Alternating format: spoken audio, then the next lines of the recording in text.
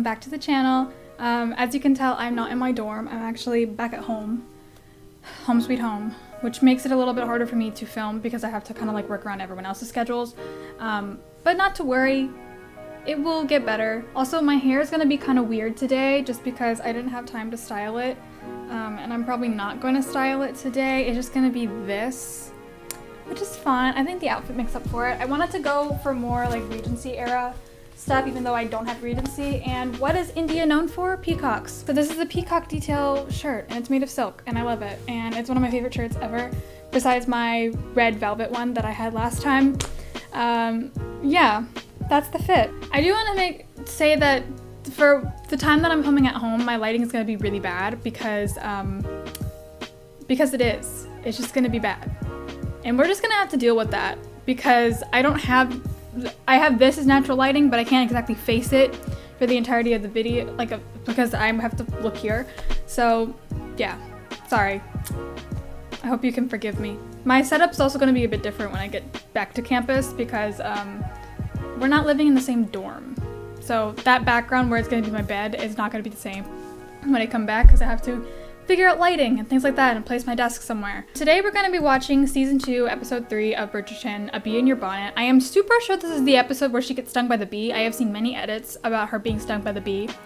And I love that episode of her getting stung by the bee because it's like this little moment of connection. Okay, well, without further ado, let's get into it.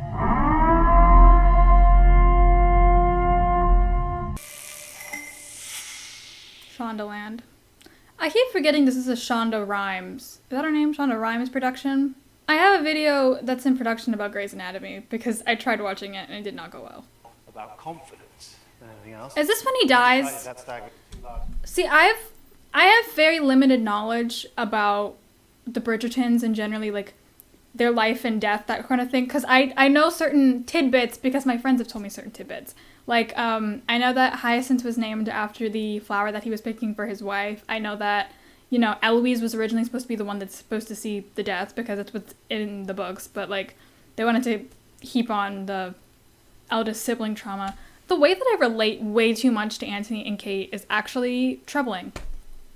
If you relate to, like, characters that have a lot of trauma, that is not a thing to be proud of. Please go to therapy because, you need to. Or just talk to someone. Daphne will be jealous if we return with nothing for her. Don't swat a bee. Bloody. Father. Oh, the damn thing stung me. Whenever...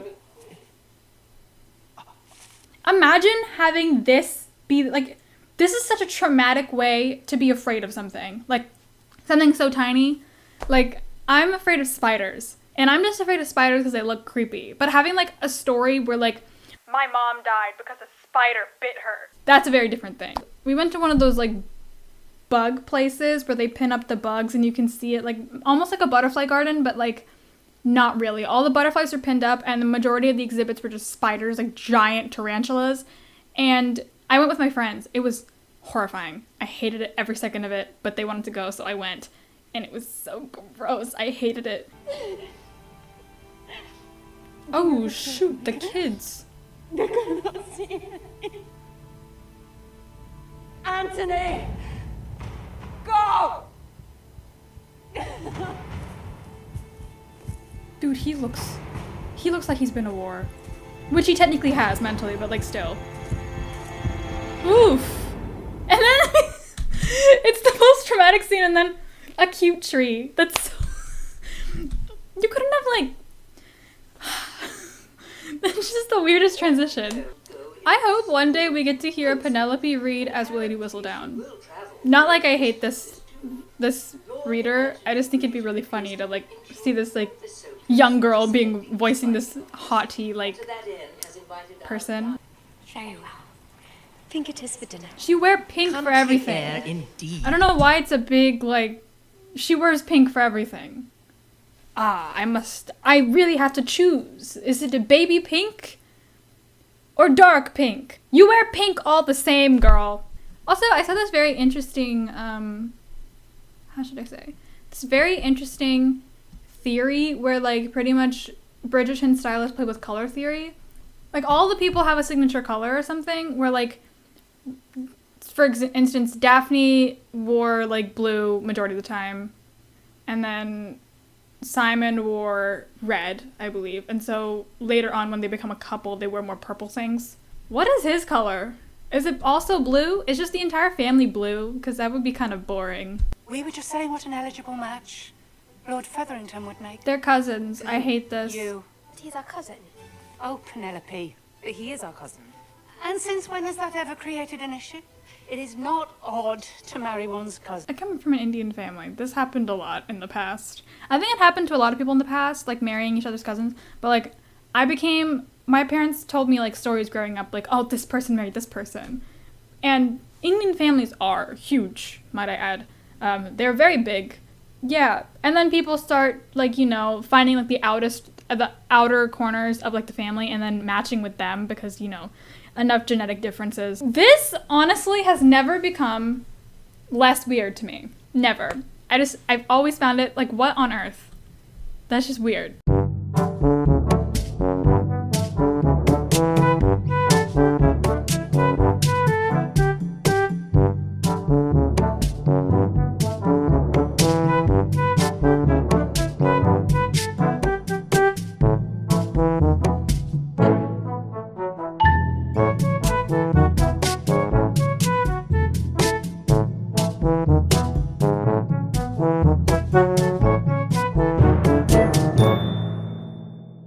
Okay. Sister! Oh, I am so pleased you were able to... Daphne! Oh my gay. Did I say oh my gay? I'm not wrong. There. No. Oh goodness, she's me with children. I have never related more to Eloise. She's too busy reading to notice anything else, as usual. That is so funny though, because she goes on to become a governess. So she has to like be with kids anyway. Eloise is definitely me with kids. And I have like probably like 5 kids that I actually really like to hang out with. And that's gonna sound really weird, but like mainly kids that I can talk to comfortably. Like my cousin has to be one. I tutored a few kids. One of the kids still wishes me for my birthday and I love him dearly. He's just the sweetest little thing. I tutored him for English and he's just so cute. I never find kids cute, but he is adorable. Anthony has invited a young lady to Aubrey Hall. Yes, and she's quite lovely. My word. Daphne has really Well, I good cannot wait to radar meet the though, woman because I feel who's like she's gonna be touched like, her heart. he likes Tell the other me, one. What does she like? She's gonna think Kate is Edwina. A few moments later. And you must be Miss Edwina. Told you! She's gonna think she's Edwina because they have chemistry. I'm telling you, at the end of this, Daphne's gonna play a matchmaker and be like putting them in situations. Don't approach her. Oh! The sari silk. The little details are so good. She's wearing a dupatta. If you guys don't know what the dupatta is, it's like a shawl. Pretty much because like Indians are the picture of modesty, girls wear like a shawl over their clothes so you don't show too much. So saris have like a drape, that's not a dupatta, but like if you're wearing like a certain like, like a kurta or salwar, kurta and salwar is just like pretty much a dress with a slit in both sides, so it's like a shirt dress with like a slit in both sides, and you wear tights underneath traditionally. And you wear the dupatta to cover up like your arms and like your neckline because, you know, men are monsters. And you do that and you wear it. I personally hate dupattas because they get everywhere all the time. They keep falling. They're just not fun for me to have. I think it's just like a hassle to have. But like they're very beautiful accessories for like certain like things. I believe I made my intentions clear. Still, you must know there is no need to hurry such a momentous occasion. The Sharmas have barely unpacked their things. You should take the opportunity to get to know one another. He's so Unnecessary. dumb. Miss Edwina will make the perfect Viscountess, to be sure. He's acting like this is like some sort of like survival game where you have to pick like the right path. Like this is not the quarry. This is not like, I don't need you to do that. What do you think you're playing? This is not a video game, my dude. Pick someone who makes your heart flutter. Why waste a turn if the point is to get one's own ball through the wicket? To infuriate your opponent, I gather. Precisely. It is a poor player who plays the game and a wise one who plays their opponent. I believe I should rather enjoy this game. Dude, she's getting along with the family better than Edwina is. I bet at the end of this entire thing, they're gonna like be rooting for Kate, and then he's gonna propose to Edwina, and everyone's gonna give him shit for it. I'm calling it. Also, I don't know why, but my hand is just doing this right now. It's giving Dolahasta. Y'all don't know Bharatanatyam, but Dolahasta is when I'm gonna stand, because you can't see this.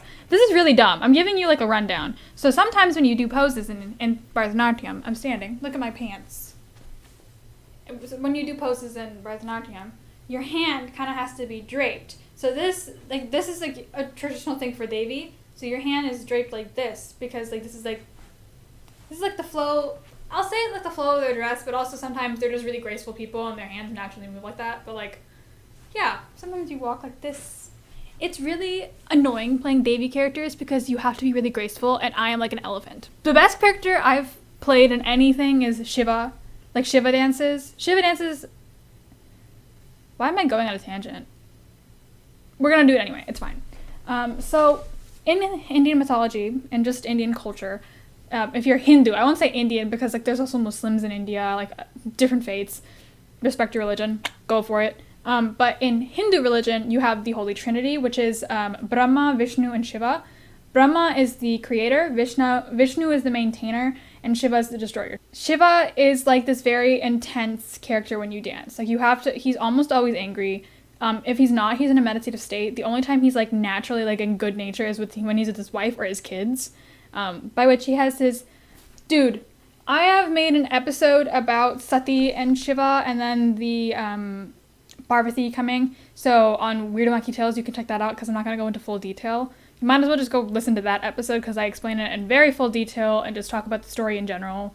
I told it from the perspective of what my mom told me when I was a kid. The majority of the Hindu stories that are on my podcast are from my like stories I heard from my grandmother or my mom growing up, so like just know that that's my source. It's my grandma and my mom, and I trust them implicitly. I bet you could never find a venison like this in the Americas. There is certainly nothing like English cooking. English cooking has no flavor. Am I gonna get flamed? Yes, but let's be honest. The national dish in what is it? In England, I believe right now is butter chicken, and that is Indian. So y'all can have your little snacks or whatever, but y'all have no culture because you took ours. Putting it out there, sorry. The fact that she's trying to make English tea, I will never, ever, ever, ever, ever like tea. No matter what type of tea it is. And you can call me not Indian for that because I don't like chai either. It's not my palate. My palate is very white, I have to say. Yeah, but I have learned how to make chai 3 times. And I say that because I forgot every single time.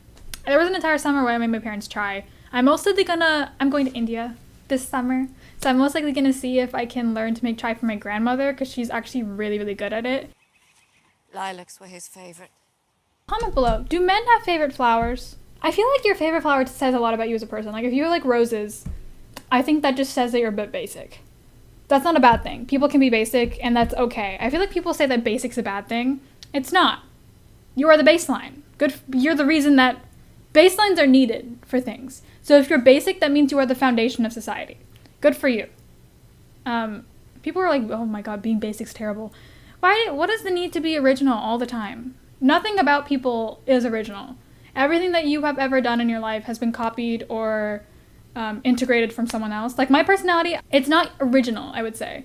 Everyone's personality is not original, but it is unique. Because you have stolen things from your parents, your friends, little pieces of personality from other people, and like you've imbued it in yourself and it's solidified in your 20s. So I'm still learning and things like that. I love how this went from what's your favorite flower to being basic. Love that. I should like to ask you to please refrain from telling anyone back in London about yesterday's loss. I feared the harm to my reputation would simply be too great. To the pleasant days ahead. Pleasant days. Pleasant days ahead. Here, here. I thought everyone was like, oh, he's gonna propose. And he's like, nah. Keep my name out of your mouth. Oil massage. This used to be my childhood. I don't do it anymore because my hair is naturally very oily. I probably will have to do it one day because it's getting kind of like frizzy and all that stuff. You did nothing wrong. I must have done something. rest of the Don are now set to join us in the country. Surely if the Viscount were to propose, he would have done it by now, yes? Watch him wait until the last possible minute. Watch him wait, because he's that dumb. I feel like he'll do it. He will wait until the last possible minute, and he'll be like, oh shoot, I was supposed to propose. Completely slipped my mind. And he'll do it as she's leaving, because he's an idiot. This man, ugh, you're supposed to have social awareness, and you have none. All will be well despite this disappointment with the Viscount, I assure you. This is giving me so many like flashbacks. One of my friends went through a breakup, and the entire time I was like, you're gonna let this crusty man, this one, I've seen his picture, girlie, you're gonna let this one be the reason you're crying. No, do not do it. This is only a beat. Ow! Are you hurt? What? Can you breathe? It is only a sting, of course. Are you certain? Oh, he is having a panic attack. No, do not. This is anxiety attack. I won't say it's a panic attack. Anxiety attacks are caused by a trigger. Panic attacks are usually just sudden onsets of panic and fear and loss of breath. It's obviously a lot more than that. I'm just paraphrasing, but like, this is an anxiety attack. People call it a panic attack. This is an anxiety attack because it's a trigger of a bee. That's the episode. Oh, do I have thoughts? Yes. I feel like since they're inviting people in the next episode, and I believe there's only 8 episodes, he's gonna propose, and then it's all gonna go downhill from there. I hope he doesn't, though. I sincerely hope he doesn't propose. I sincerely hope it doesn't go as far as the wedding. I don't want them to get married. I don't want them to even be at the altar when they find out. I don't want it. Thank you guys so much for watching. Make sure to like and subscribe if you like this video. I forgot to say in the beginning, but make sure you do. If you do like this series, make sure to comment down below what, who your favorite character in the Bridgerton series is, and especially like who would be your most anticipated ship, because I know that every person is getting a series essentially. So like, who's your most anticipated ship? Because I know they release other seasons. Next season's Colin Penelope and then Eloise. You can check out my podcast, Weird Wacky Tales with Gia. Releases every Tuesday. That's about true crime and mythology. And then the Musings for Reaching Introvert releases every Friday. It's about whatever I want. You can also check out my Spotify. It's the same as my channel name, G1A, all caps. And I release covers there and maybe one day original music. I don't know. I have time over the summer, so I might try something. I'll see you guys next week with another Bridgerton episode. Okay. I just realized I was being big dumb in the video and I forgot to say my outro, so I'm gonna say it as the editor, which I normally wouldn't do, but stay safe, stay sane, stay sanitary, and I'll see you guys next time. Bye! Like and subscribe.